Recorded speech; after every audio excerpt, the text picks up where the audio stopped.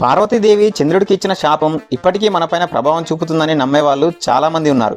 వినాయక చవితి రోజు చంద్రుడిని చూస్తే అపనిందలకు గురవుతామని, చంద్రుడు చూడడం వల్ల వినాయకుడు మరణించాడని, శ్రీకృష్ణుడు అంతటి వాడికే చంద్రుడిని చూస్తే అపనిందలు తప్పలేదని, ఇలా చాలా పురాణ విషయాలు ఉన్నాయి. ఫ్రెండ్స్, ఈరోజు వీటన్నిటి వెనుక ఉన్న పురాణ రహస్యాల గురించి మనం తెలుసుకుందాం. వీడియోలోకి వెళ్లే ముందు మన వీడియో మీకు నచ్చినట్లయితే లైక్ చేసి సబ్స్క్రైబ్ చేయండి. పక్కనే ఉన్న బెల్ ఐకాన్ని ప్రెస్ చేసి నోటిఫికేషన్ ఆల్లో ఉంచుకోండి. తన భక్తుడైన గజాసురుని కోరిక మేరకు అతడి ఉదరంలో ఉన్న పరమేశ్వరుణ్ణి శ్రీ మహావిష్ణువు విడిపించడంతో భర్త రాకకు పార్వతి కైలాసంలో ఎదురుచూస్తూ ఉంటుంది. శివుడి కోసం ఎదురుచూస్తూ స్నానానికి సిద్ధమై స్నానానికి వెళుతూ దేహానికి నలుగు పిండిని పెట్టుకుంటుంది. ఆ పిండితోనే ఒక ప్రతిమను తయారు చేసి చూడముచ్చటైన ఆ బాలుడికి తండ్రి ఉపదేశించిన మంత్ర సహాయంతో పార్వతీదేవి ప్రాణప్రతిష్ఠ చేస్తుంది. దివ్యసుందరమైన ఆ బాలుడిని బయట కాపలాగా ఉంచి తను స్నానానికి వెళ్తుంది. అంతలో అక్కడికి వచ్చిన శివుడిని ఆ బాలుడు అడ్డుకుంటాడు. ఆవేశానికి లోనైన రుద్రుడు ఆ బాలుడి శిరస్సును తన త్రిశూలంతో ఖండిస్తాడు. ఆ శబ్దానికి బయటకు వచ్చిన పార్వతీదేవి జరిగిన ఘోరం చూసి కన్నీళ్లు పెట్టుకుంటుంది. దీంతో శివుడు గజముఖుడి శిరస్సును తిప్పించి ఆ బాలుడికి అతికించి ప్రాణం పోసి గజాననుడు అనే నామకరణం చేస్తాడు. ఈ స్టోరీ అంతా మనలో చాలామందికి తెలిసిన విషయమే. గణేశుడి శక్తి సామర్థ్యాలను పరిశీలించి భాద్రపద శుద్ధ చవితి నాడు గణాధిపత్యం కట్టబెడతాడు పరమేశ్వరుడు. ఆ రోజున తనకు భక్తితో సమర్పించిన ఉండ్రాలను, కుడుములను, పిండి వంటలను సుష్టిగా తిన్న వినాయకుడు నడవడానికి కూడా ఇబ్బంది పడుతూ కైలాసం చేరుకుంటాడు. అలా చేరుకున్న గణేశుడు గణాధిపత్యం ఇచ్చినందుకు కృతజ్ఞతగా పాదాభివందనం చేయబోతూ ఉండగా గణేశుడి పొట్ట అడ్డుగా వచ్చి గణేశుడు నమస్కారం చేయడానికి చాలా ఇబ్బంది పడతాడు. శివుడి శిరస్సు పైన ఉన్న చంద్రుడు గణనాథుని అవస్థలు చూసి ఎగతాళిగా నవ్వుతాడు. చంద్రుడు చూసిన చూపుకి గణేశుడు పొట్ట పగిలి అందులో ఉండ్రాలు, కుడుములు బయటకు వచ్చి గణేశుడు మరణిస్తాడు. దీంతో ఆగ్రహించిన పార్వతీదేవి, ఛీ పాపాత్ముడా, నీ దృష్టి సోకి నా కుమారుడు అచేతనంగా పడి ఉన్నాడు, కాబట్టి నిన్ను చూసిన వారు పాపాత్ములై నీలాప నిందలు పొందుదురుగాక అని శపించింది. పార్వతీదేవి చంద్రుని శపించిన సమయంలో సప్త ఋషులు భార్యలతో కలిసి యజ్ఞం చేస్తూ అగ్నిదేవునికి ప్రదక్షిణం చేస్తూ ఉంటారు. అగ్నిదేవుడికి ఋషి భార్యల మీద మోహం కలుగుతుంది. భర్త కోరిక తెలుసుకున్న స్వాహాదేవి ఋషుల భార్యల రూపంలో అగ్నిదేవుడి దగ్గరికి వస్తుంది. అగ్నిదేవునితో ఉన్నది తమ భార్యలేనని భ్రాంతి చెందిన ఋషులు వారి భార్యలను విడిచిపెడతారు. శాపగ్రస్తుడైన చంద్రుడిని చూడడం వలనే చేయని తప్పుకు ఋషుల భార్యలు నీలాపనిందలకు గురయ్యారని దేవతలు గ్రహిస్తారు. వీరందరూ బ్రహ్మదేవునితో కలిసి కైలాసానికి వెళ్తారు. మరణించిన విఘ్నేశ్వరుడిని బ్రహ్మదేవుడు తిరిగి బ్రతికిస్తాడు. తర్వాత పార్వతీదేవితో బ్రహ్మదేవుడు ఇలా చెప్తాడు, అమ్మ, నీవు చంద్రునికి ఇచ్చిన శాపం వలన ఆపద కలిగింది, కావున శాపాన్ని ఉపసంహరించుకో అని కోరతాడు. అప్పుడు పార్వతీదేవి, నేను శాపాన్ని వెనకకు తీసుకోలేను, కానీ దాన్ని సవరణ చేస్తాను అని చెప్పి ఏ రోజునైతే చంద్రుడు విఘ్నేశ్వరుని చూసి నవ్వాడో ఆ రోజున చంద్రుని చూడకూడదు అని శాపాన్ని సవరిస్తుంది. ఆ రోజు నుంచి అందరూ భాద్రపద శుద్ధ చవితి నాడు చంద్రుని చూడకుండా జాగ్రత్తగా ఉండి సుఖంగా ఉంటారు. ఇలా కొంతకాలం గడుస్తుంది.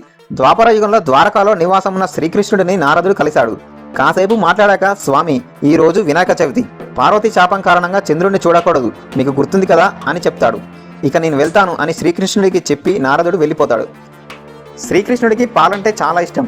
ఆ రోజు రాత్రి శ్రీకృష్ణుడు ఆవు పాలను తాగుతూ ఉండగా పాలలో చంద్రుడి యొక్క ప్రతిబింబాన్ని చూస్తాడు. దాంతో తనకు ఎలాంటి ఆపద వస్తుందో అని చాలా బాధపడతాడు. కొన్ని రోజులు గడిచాక సత్రజిత్తు అనే ఒక రాజు సూర్యుడి కోసం ఘోర తపస్సు చేస్తాడు. తపస్సుకు మెచ్చిన సూర్యుడు సమంతకమణిని వరంగా ఇస్తాడు. ఒకరోజు సత్రజిత్తు రోజుకి 10 బారోల బంగారాన్ని ఇచ్చే ఆ మణిని తీసుకొని ద్వారకకు వెళ్తాడు. శ్రీకృష్ణుడు సత్రజిత్తుకు అతిథి మర్యాదలు చేసి ఆ మణిని తనకు ఇవ్వమని కోరుతాడు. కానీ అందుకు సత్రజిత్తు ఒప్పుకోడు. తర్వాత ఒకరోజు సత్రజిత్తు కృష్ణుడు అడిగితే నేను మణి ఇవ్వలేదు, కాబట్టి ఈ మణిని దొంగలిస్తాడేమో అనుకుని తన తమ్ముడైన ప్రసేనుడికి ఆ సమంతక మణిని ఇస్తాడు. ప్రసేనుడు ఆ మణిని మెడలో వేసుకుని ఒకరోజు అడవికి వేటకు వెళ్తాడు. అడవిలో ఒక సింహం ఆ మణిని చూసి మాంసం ముక్క అనుకుని ప్రసేనుడిని చంపేసి ఆ మణిని నోట్లో పెట్టుకుని వెళ్తూ ఉంటుంది.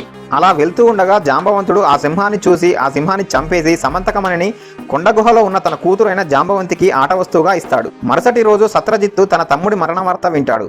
శ్రీకృష్ణుడే తన తమ్ముడిని చంపి సమంతకమణిని దొంగలించాడని నిందవేస్తాడు. భాద్రపద శుద్ధ చవితి రోజు చంద్రబింబాన్ని చూసిన దోషం వల్ల తన మీద నిందపడిందని తెలుసుకుని శ్రీకృష్ణుడు సమంతకమణిని వెతుకుతూ అడవికి వెళ్తాడు. అక్కడ ఒక చోట ప్రసేనుడి శవం కనిపిస్తుంది. అక్కడ నుంచి కొంత దూరం వరకు సింహం అడుగులు కనిపిస్తాయి. ఆ అడుగుల్ని వెతుకుతూ వెళ్ళగా అక్కడ ఒక పర్వత గుహ ఉంటుంది. అందులో ఉన్న ఉయ్యాలకు కట్టిన మణిని చూసి దానిని తీసుకుని బయటికి వస్తూ ఉండగా వెంటనే జాంబవతి పెద్దగా ఏడవసాగింది.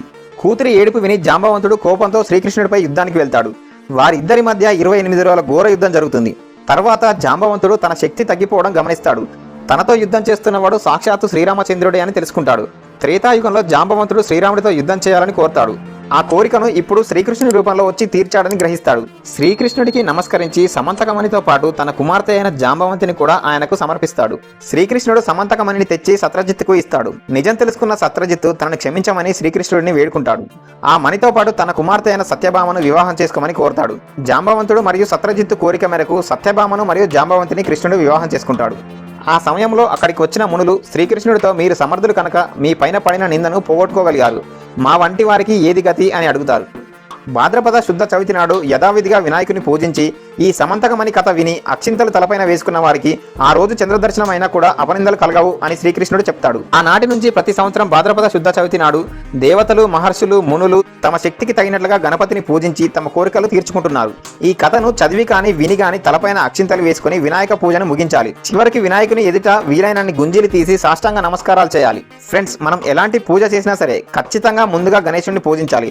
ఆ తర్వాత మాత్రమే పూజ స్టార్ట్ చేయాలి. ఫ్రెండ్స్, వీడియో మీ అందరికీ నచ్చిందని అనుకుంటున్నాను. వీడియో నచ్చితే లైక్ చేసి సబ్స్క్రైబ్ చేసుకోవడం మాత్రం మర్చిపోకండి.